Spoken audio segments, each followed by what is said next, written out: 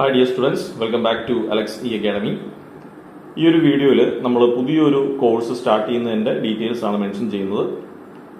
5th semester 2024 scheme KTU civil engineering സ്റ്റുഡൻസിൻ്റെ one of the core പേപ്പറായ transportation engineering ആണ് നമ്മൾ ഈ വീഡിയോയിലൂടെ നിങ്ങൾക്ക് ഇൻട്രൊഡ്യൂസ് ചെയ്യുന്നത്. അപ്പോൾ ട്രാൻസ്പോർട്ടേഷൻ എഞ്ചിനീയറിംഗ് എന്ന് പറയുന്ന സബ്ജക്റ്റിന്റെ സിലബസ്, അതിന്റെ മാർക്ക് ഡിസ്ട്രിബ്യൂഷനൊക്കെയാണ് നമ്മൾ ഈ വീഡിയോയിൽ ഡിസ്കസ് ചെയ്യാൻ ഉദ്ദേശിക്കുന്നത്.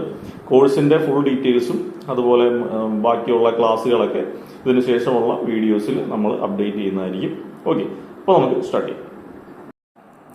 അപ്പോൾ നമ്മുടെ സബ്ജക്റ്റ് കോഡ് വരുന്നത് PCCET 502, subject name transportation engineering. Okay, അപ്പോൾ 2024 സ്കീം KTU സിവിൽ എഞ്ചിനീയറിംഗ് സ്റ്റുഡൻസിൻ്റെ കോർ പേപ്പറാണ് ട്രാൻസ്പോർട്ടേഷൻ എഞ്ചിനീയറിംഗ്. അപ്പോൾ അതിൻ്റെ സിലബസ്, മാർക്ക് ഡിസ്ട്രിബ്യൂഷനൊക്കെയാണ് നമ്മൾ നോക്കാനായിട്ട് പോകുന്നത്.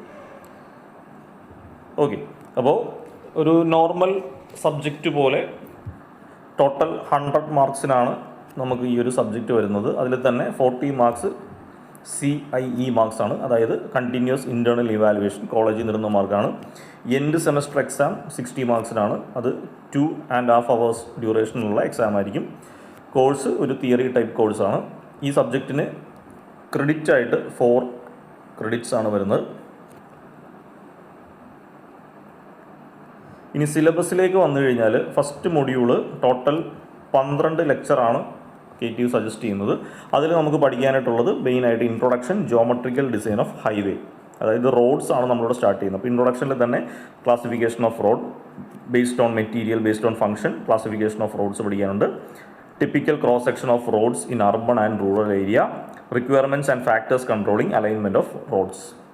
അതിനുശേഷം ജോമെട്രിക്കൽ ഡിസൈൻ ഓഫ് ഹൈവേ, അതിനകത്ത് design controls and criterias, design of highway cross sectional elements, design of horizontal alignment, design of vertical alignment. ഇതാണ് നമുക്ക് ഫസ്റ്റ് മൊഡ്യൂളിൽ ഡീറ്റെയിൽഡ് ആയിട്ട് നോക്കാനായിട്ടുള്ളത്. ഓക്കെ, സെക്കൻഡ് മൊഡ്യൂളിലേക്ക് വരുമ്പോൾ ഹൈവേ മെറ്റീരിയൽസ് ആണ്. ഹൈവേ മെറ്റീരിയൽസ്, അതിനകത്ത് properties, testing off road aggregates, bituminous materials, subgrade soil, introduction to payments and payment design, flexible and rigid payments, functions of individual layers, factors influencing payment design. അതുപോലെ flexible പേയ്മെൻറ്റ്സും rigid പേയ്മെൻറ്റ്സും നമുക്ക് detailed ആയിട്ട് discuss ചെയ്യാനായിട്ടുണ്ട്. അതിൽ തന്നെ flexible പേയ്മെൻറ്റിൻ്റെ design as per IRC 37-2018 അതിൻ്റെ പ്രോബ്ലംസ് വർക്കൗട്ട് ചെയ്യണം. അതുപോലെ റിജിഡ് പേയ്മെൻറ്റ്സിലേക്ക് വരുമ്പോൾ types of stress, wheel load stress, temperature stress, critical combination of stress, അതിൻ്റെ പ്രോബ്ലംസ് വർക്കൗട്ട് ചെയ്യണം. Functions of longitudinal contraction and expansion joint, അതിൻ്റെ ഡിസൈൻ റിക്വയർഡ് അല്ല. ഇത്രയാണ് സെക്കൻഡ് മൊഡ്യൂളിൽ വരുന്നത്.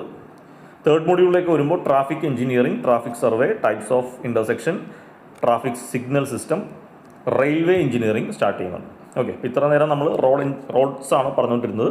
അപ്പോൾ അതിൻ്റെ തന്നെ കണ്ടിന്യൂഷൻ ആയിട്ട് ട്രാഫിക് എഞ്ചിനീയറിംഗ് ഉണ്ട്. ട്രാഫിക് എഞ്ചിനീയറിംഗിൽ road user, vehicle characteristics, macroscopic and microscopic characteristics of traffic stream, fundamental diagrams of traffic flow, Greenshields model, capacity and level of service.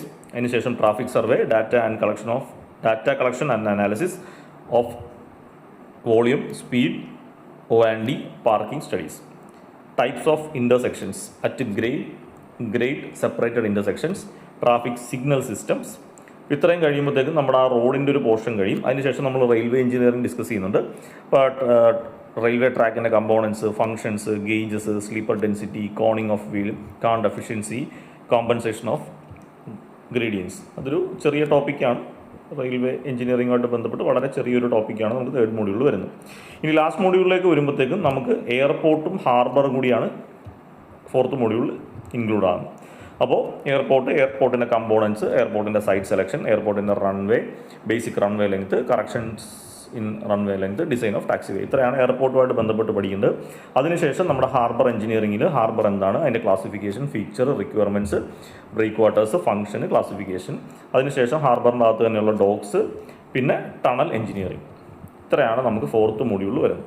Okay, അപ്പോൾ ചുരുക്കി പറഞ്ഞാൽ നമുക്ക് ട്രാൻസ്പോർട്ടേഷൻ എഞ്ചിനീയറിംഗിൽ ആദ്യത്തെ 2 മൊഡ്യൂളിൽ ഫുള്ളായിട്ട് നമുക്ക് റോഡ്സിനെ പറ്റിയും അതിൻ്റെ ഡിസൈൻസുമാണ് പഠിക്കാനുള്ളത്. അതിനുശേഷം തേർഡ് മൊഡ്യൂളിലേക്ക് വരുമ്പോൾ നമുക്ക് റെയിൽവേ എഞ്ചിനീയറിംഗും കൂടെ വരുന്നുണ്ട്. ലാസ്റ്റ് മൊഡ്യൂളിലേക്ക് വരുമ്പോൾ എയർപോർട്ട് എഞ്ചിനീയറിങ്ങും അതുപോലെ ഹാർബർ എഞ്ചിനീയറിങ്ങും കൂടി ആണ് വരുന്നത്. അപ്പോൾ മെയിനായിട്ട് റോഡ്സ് ആണ് പഠിക്കാനുള്ളത്. പിന്നെ എയർപോർട്ട്, ഹാർബർ, റെയിൽവേ, ഇതിൻ്റെയൊക്കെ ഒരു ബ്രീഫ് ഡിസ്ക്രിപ്ഷനും പഠിക്കാനായിട്ടുണ്ട്. അപ്പോൾ ഓവറോൾ ഈ സബ്ജക്റ്റ് കോർ പേപ്പർ ആണെങ്കിൽ പോലും വലിയ ടഫ് അല്ലാത്ത ഒരു സബ്ജക്റ്റാണ്. ആദ്യത്തെ 2-3 മൊഡ്യൂൾസിൽ അതിനകത്ത് പ്രോബ്ലംസ് ഇൻക്ലൂഡഡ് ആണ്. ലാസ്റ്റ് മൊഡ്യൂളിൽ ഓൾമോസ്റ്റ് എല്ലാം തിയറിയാണ് വരുന്നത്. കമ്പാരിറ്റീവ്ലി കറക്റ്റ് പ്രോപ്പർ നോട്ട്സും പ്രോപ്പർ ലേണിംഗ് മെത്തേഡും ഉണ്ടെങ്കിൽ അത്യാവശ്യം നന്നായിട്ട് സ്കോർ ചെയ്യാൻ പറ്റിയൊരു സബ്ജക്റ്റുമാണ്. ഇനി എക്സാം ഹോളിൽ നമുക്ക് ഈ IRC 37/2018 guide lines of design of flexible payment is permitted. അപ്പോൾ ആ ഒരു ഡിസൈൻ പഠിക്കുന്ന സമയത്ത് നമുക്ക് ആ ഒരു കോഡ് ബുക്ക് പെർമിറ്റഡ് ആണ്. ഇനി നമുക്ക് ഓൾറെഡി പറഞ്ഞു ഇതിൻ്റെ കണ്ടിന്യൂസ് ഇൻറ്റേർണൽ ഇവാലുവേഷൻ, കോളേജിൽ നിന്നുള്ള ഇൻറ്റേർണൽ മാർക്സ് 40 ആണ്. അതിൻ്റെ സ്പ്ലിറ്റപ്പിൽ വരുന്നത് അറ്റൻഡൻസിന് 5 മാർക്ക്, അസൈൻമെൻറ്റിന് 15 marks, first and second series എക്സാമിന് 10 മാർക്സ് വെച്ച് ഓരോന്നിനും വരും. ടോട്ടൽ 40 മാർക്സാണ് ഇൻറ്റേർണൽ വരുന്നത്. ഇനി end semester exam as usual normal ഒരു ക്വസ്റ്റ്യൻ പേപ്പർ പോലെ പാർട്ട് എ ഉണ്ട്, പാർട്ട് ബി ഉണ്ട്. പാർട്ട് എയിൽ ഓരോ മൊഡ്യൂളിൽ നിന്ന് 2 ക്വസ്റ്റ്യൻ, അങ്ങനെ ടോട്ടൽ 8 ക്വസ്റ്റ്യൻ കാണും. ഒരു ക്വസ്റ്റിന് 3 മാർക്ക് വെച്ച് ടോട്ടൽ 24 മാർക്സ് നമുക്ക് പാർട്ട് എയിൽ നിന്ന് കിട്ടും. പാർട്ട് ബിയിലേക്ക് വരുമ്പോൾ നമുക്ക് 9 മാർക്കിൻ്റെ ക്വസ്റ്റ്യനാണ് വരുന്നത്. ഓരോ മൊഡ്യൂളിൽ നിന്നും 2 ക്വസ്റ്റ്യൻ ഉണ്ടാവും. ഒരു ഫുൾ ക്വസ്റ്റ്യൻ നമ്മൾ അറ്റൻഡ് ചെയ്താൽ മതി. ഒരു ക്വസ്റ്റിന് 3 സബ് ഡിവിഷൻസ് വരെ ആവാം.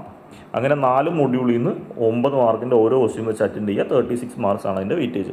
അങ്ങനെ ടോട്ടൽ 60 മാർക്സിനാണ് എൻഡ് സെമസ്റ്റർ എക്സാം വരുന്നത്. എക്സാമിന് നമുക്ക് ഈ ഒരു കോഡ് ബുക്കാണ് പെർമിറ്റഡ് ആയിട്ട് വരുന്നത്. ഓക്കെ, ഇത്രയാണ് ഓവറോൾ സബ്ജക്റ്റിനെ പറ്റി പറയാനുള്ളത്. പിന്നെ ഈ ഒരു സബ്ജക്റ്റിൻ്റെ കോഴ്സ് ഔട്ട്കംസ് ആണ് എഴുതിയിരിക്കുന്നത്. അതായത് ഓരോ മൊഡ്യൂളും പഠിച്ചു കഴിയുമ്പോൾ നിങ്ങൾക്ക് എന്താണ് അക്യൂർ ചെയ്യുന്നത്, എന്ത് കോഴ്സ് ഔട്ട്കംസ് ആണ് കിട്ടുന്നത് എന്നുള്ളതാണ് നമുക്ക് ഈ CO1, CO2, CO3 എന്നുള്ള രീതിയിൽ മെൻഷൻ ചെയ്തേക്കുന്നത്. അതുകൂടാതെ ഇതിൻ്റെ text book, reference text books ഒക്കെ ഈ ഒരു സിലബസിൻ്റെ കൂടെ തന്നെ ഇൻക്ലൂഡ് ചെയ്തിട്ടുണ്ട്. അപ്പോൾ നിങ്ങളുടെ കോളേജിൽ ഏതാണോ സാറ് സജസ്റ്റ് ചെയ്യുന്നത് അത് തന്നെ നിങ്ങൾ യൂസ് ചെയ്യുക. ഓവറോൾ ഇത്രയാണ് ഈ ഒരു സബ്ജക്റ്റ് ഇൻട്രൊഡക്ഷൻ ആയിട്ട് പറയാനായിട്ടുള്ളത്. അപ്പോൾ മെയിനായിട്ട് ഓർക്കേണ്ട കാര്യം, പഠിക്കുന്ന കുട്ടികളെ സംബന്ധിച്ചിടത്തോളം ഫുൾ മാർക്ക്, അതായത് S ഗ്രേഡ് സ്കോർ ചെയ്യാൻ പറ്റിയ ഒരു സബ്ജക്റ്റാണിത്. ഇനി അത്യാവശ്യം ഒരു മീഡിയം സ്റ്റുഡൻസിനെ സംബന്ധിച്ചിടത്തോളം ഇത് എളുപ്പത്തിൽ പാസ്സാകാൻ പറ്റിയൊരു സബ്ജക്റ്റുമാണ്. അപ്പോൾ കണ്ടൻറ് വൈസ് തിയറി കുറച്ചധികം ഉണ്ട്, പക്ഷേ എങ്കിലും ഇൻട്രസ്റ്റിംഗ് ആയിട്ടുള്ള ടൈപ്പ് തിയറീസാണ് ഈ റെയിൽവേ, ഹാർബർ, റോഡിനെയൊക്കെ പറ്റി ബേസ് ചെയ്ത് വരുന്നത്. അപ്പോൾ പ്രോപ്പറായിട്ട് റെഗുലർ സ്റ്റഡി ചെയ്തു പോകുന്നവർക്കാണെങ്കിൽ ഇത് അത്യാവശ്യം നല്ല എളുപ്പമുള്ള സബ്ജക്റ്റാണ്. ജയിക്കാൻ പറ്റും, അത്യാവശ്യം ഗ്രേഡും സ്കോർ ചെയ്യാൻ പറ്റും. ഓക്കെ, ഇത്രയാണ് ഈ ഒരു വീഡിയോയിൽ ഇൻക്ലൂഡ് ചെയ്യുന്നത്. ബാക്കി ഡീറ്റെയിൽസൊക്കെ നമുക്ക് അടുത്ത വീഡിയോയിൽ ഷെയർ ചെയ്യാം. Okay, thank you.